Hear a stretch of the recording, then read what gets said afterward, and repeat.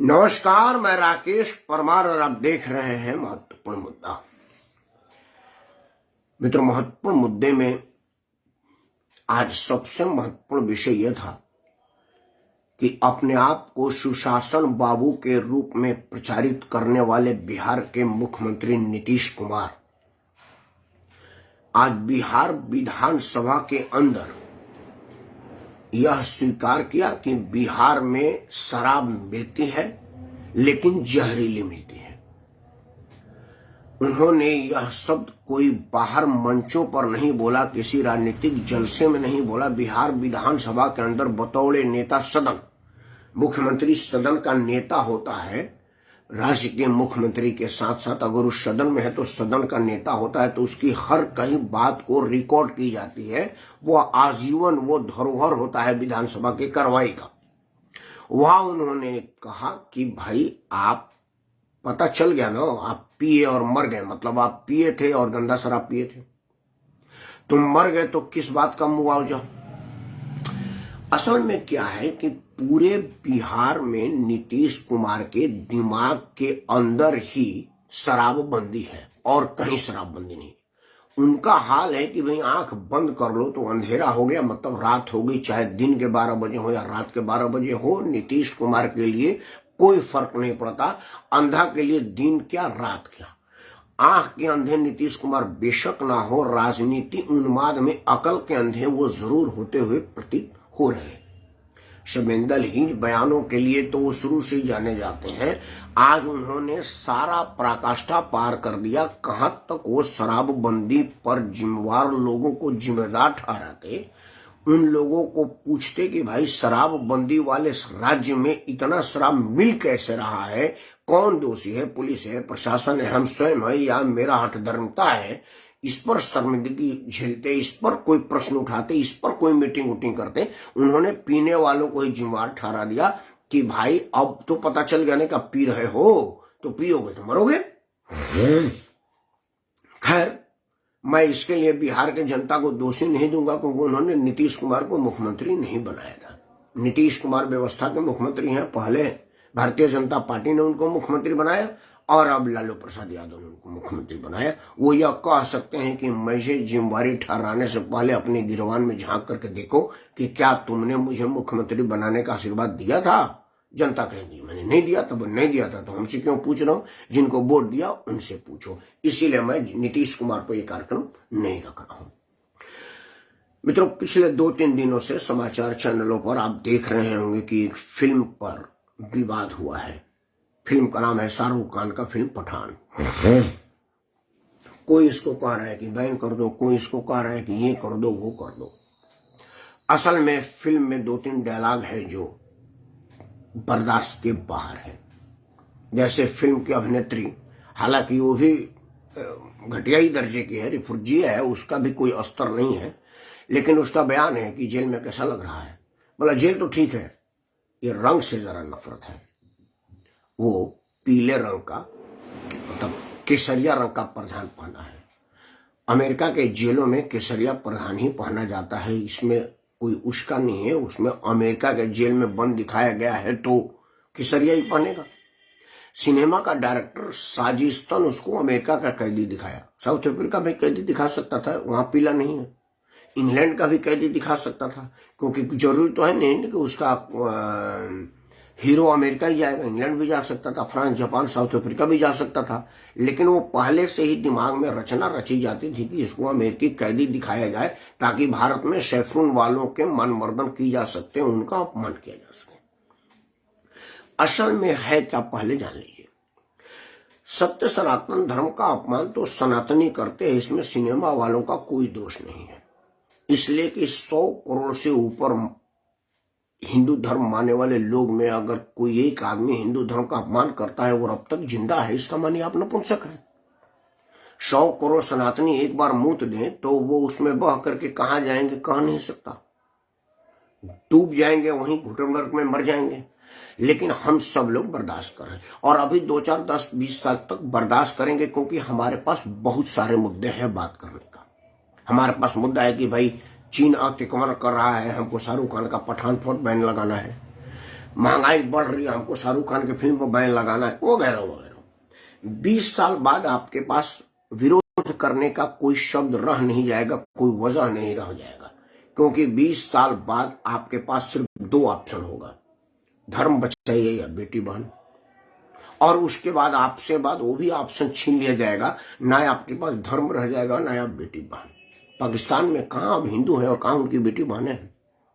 उनमें से 2-4 लोग तार के नीचे पुलिस की गोलियां खा करके अपनी जान जोखिम में डाल के भारत में, जिनको भारत ने नागरिकता दिया, आप कहां जाएंगे? 100 से ज्यादा करोड़ लोग। तो आप सोचिएगा, यह बड़ा विषय है क्योंकि यह हो रहा है। एनीवे, मेरा जो उद्देश्य था, मैं जहां आपको लेके जा रहा हूं, आप उस बात को समझिए।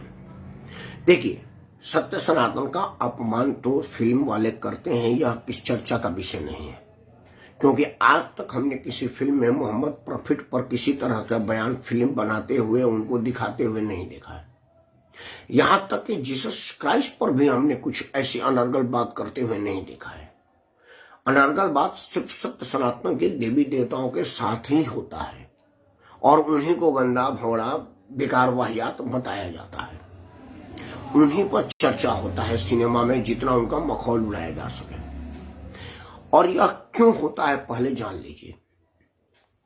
सत्य सनातन का एक विरोध करके और सिनेमा वाले लोग सबसे पहले अपने लोगों को पैसा देकर के उसका विरोध शुरू करवाते हैं। सबसे पहला, आप इस बात का ध्यान रखिएगा, अब पठान फिल्म का जो सबसे पहला बयान विरोध का दिया होगा, पक्का वो सिनेमा वाले का खास होगा, उससे पैसा लिया है। और अभी भी जो जोर शोर से उसका विरोध कर रहा होगा टीवी चैनलों पर, पब्लिक डोमेन में, और सड़क पर जो प्रदर्शन करने का भोला प्रदर्शन कर रहा हो, असल में उसको सिनेमा बैन करना मतलब नहीं है, मतलब है उसको सिनेमा का मुफ्त में प्रचार दे देना।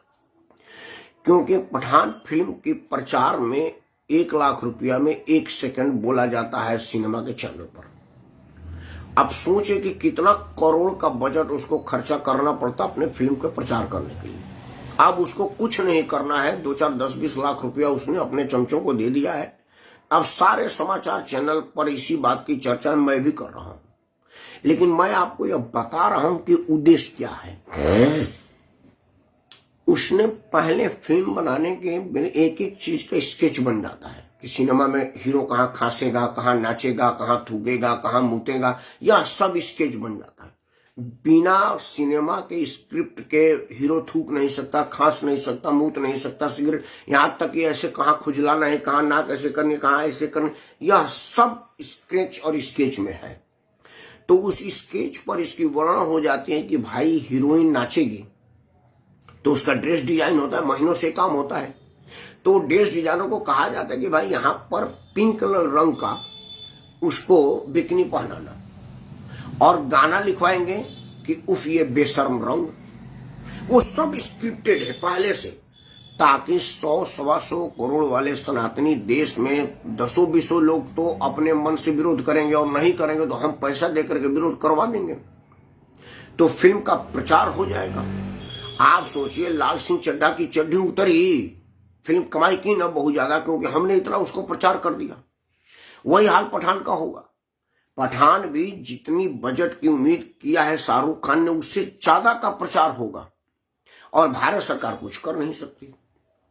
आज एक टीवी चैनल पर मैं था, उस डिबेट में मुंबई के एक नचनिया आई थी, उसने बार बार अपने आप को यह बताने में प्रयास कर रही थी कि कंगना राउत ने फलाना पिक्चर में ऐसा किया है, कंगना। मैं उसको बोला, इसमें कंगना कहां से आ गई? इसमें कंगना का क्या मतलब?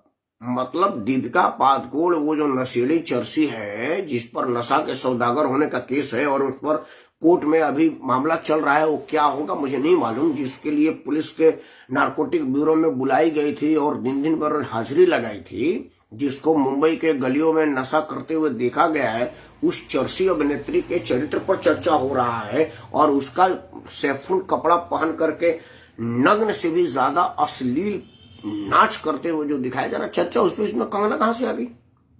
भाई कंगना अभिनेत्री है, उसको भी वो काम है, तो इसमें कंगना सरकारी अभिनेत्री है और दीपिका पादुकोण गैर सरकारी अभिनेत्री है। क्या आप यह वर्गीकरण करना चाहती हैं? लेकिन वो उसका जवाब नहीं दिया, क्योंकि इतना साफ होने पर टीवी का एंकर कोई बुरा लगा, बोला हो ये तो मामला को बिल्कुल समझा देंगे, हम तो यहाँ पर मुर्गा लड़ाने के लिए और कुत्ता लड़ाने के लिए टीवी पर बैठे हैं, ये तो मामला को सुलझाने के लिए बैठे हैं। हाँ ठीक है ठीक है ठीक है ठीक है, ओके ओके, आपकी बात आ गया, आपका बात आ गया, हाँ जी अब आप बोलिए। और फिर एक चैनल पर मैं देखा कि एक 2 टके का आदमी हमारे साधु को करे, यार साधु है कि शैतान आदमी है, कैसा वाहियात बोल रहा है, कैसा अनपढ़ आदमी है, और चैनल वालों को कोई ऑब्जेक्शन नहीं। एक चैनल पर मैंने देखा डिबेट में एक कलर पर बात हो रही थी, तो एक बेहुदा मुसलमान आया था और उसने कंडोम का पैकेट दिखाया चैनल पर कि देखिए इसका पिंक रंग में है, इस पर काहे नहीं विरोध हो रहा है। मतलब कंडोम कहां से ऑब्जेक्शन का बात हो गया भैया। कंडोम तो सत्य सनातन धर्म के लोग इस्तेमाल करते हैं और इसका प्रचार करते हैं कि जनसंख्या नियंत्रण का सबसे बड़ा साधन है कंडोम। तो कंडोम ऑब्जेक्शनेबल कब से हो गया, उस पर किस बात का एतराज। लेकिन वो कंडोम को ले आया और कहा कि ये कंडोम का प्रचार नहीं होना चाहिए, पीला रंग है, हर पीला रंग पर रोक लगाया जाए। मतलब बेहूदगी का इंतहा है। लेकिन हम सब लोग, आप टीवी चैनल के डिबेट में मैं था 6 लोग बैठे थे, एक मुसलमान 5 हिंदू, जिसमें से सिर्फ 3 लोग सत्य सनातन का पक्ष ले रहे थे और 3 लोग सत्य सनातन का विरोध कर रहे थे। जो पक्ष ले रहे थे उसमें से 2 हिंदू था और 1 मुसलमान था, और जो लोग विरोध कर रहे थे उस तीनों के तीनों हिंदू थे, जिन्होंने कहा था कि रंग किसी धर्म से इंगित नहीं किया जाता, उसमें हरा रंग का भी बिकनी पानी है, अलग अलग रंगों की बिकनी पानी है। लेकिन जो मुसलमान थे, वो विद्वान स्कॉलर थे, उन्होंने कहा था कि अगर किसी के धर्म का रंग से प्रचार हो रहा है तो इससे रोका जा सकता था, बिकनी का रंग बदला भी जा सकता था। ये तब जबकि उस गाने में इस्तेमाल हो रहा है उफ ये बेशर्म रंग।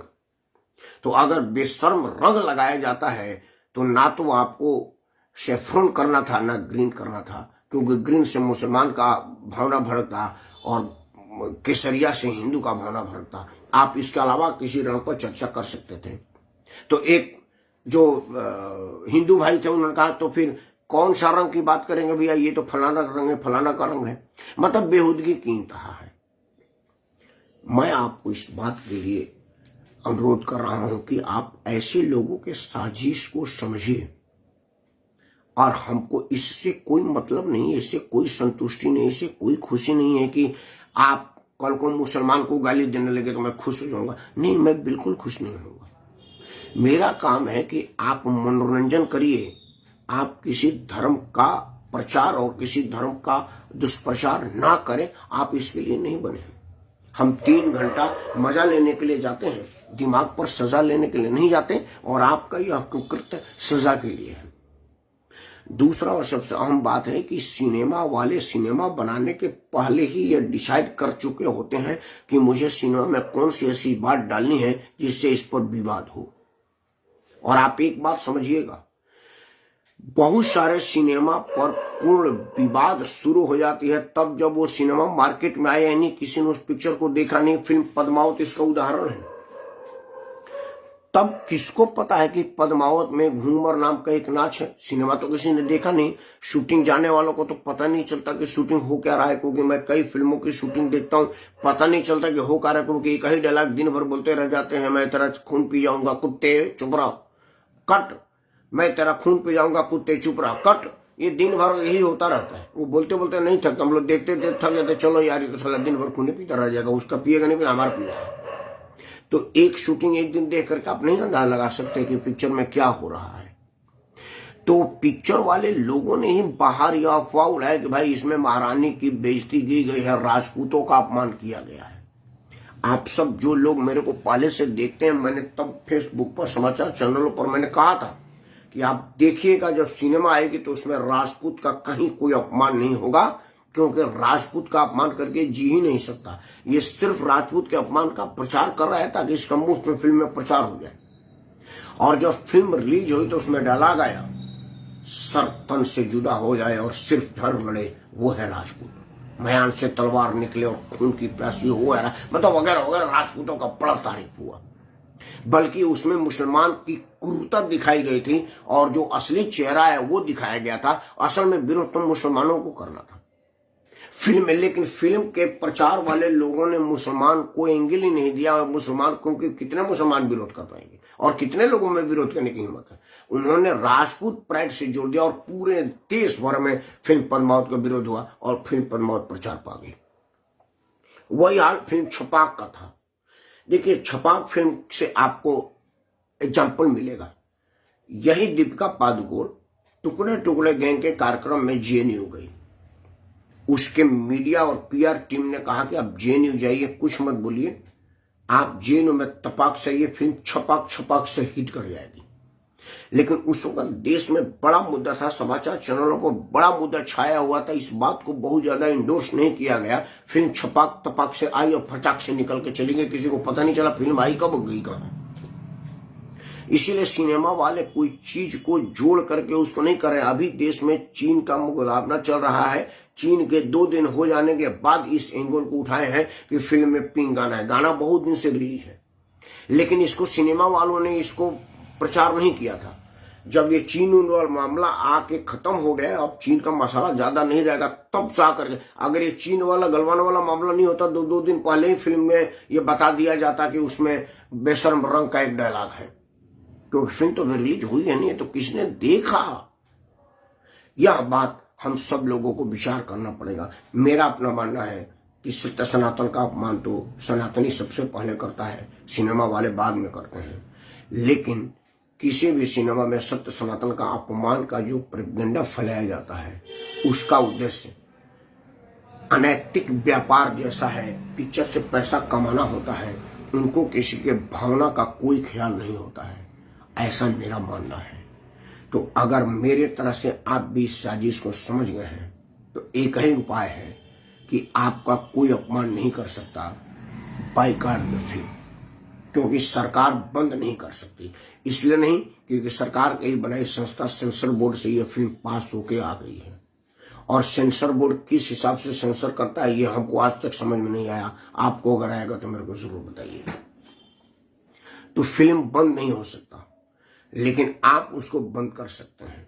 अगर आप ठान लें कि यार 100 करोड़ से ज्यादा बड़ी आबादी का अपमान सिनेमा कर रही है, क्या हमें देखना चाहिए?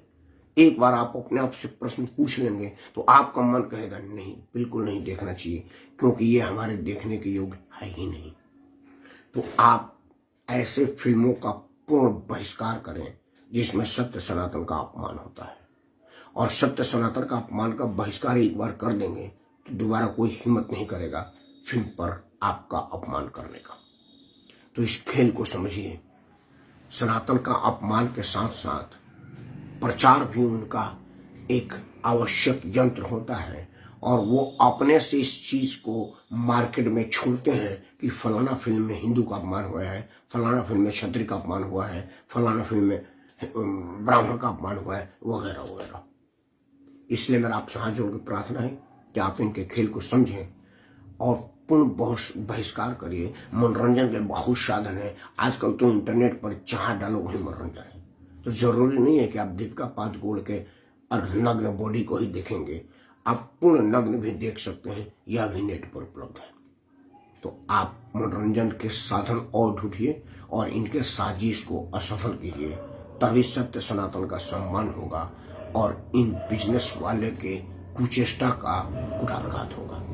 जय हिंद, वंदे मातरम, भारत माता की जय।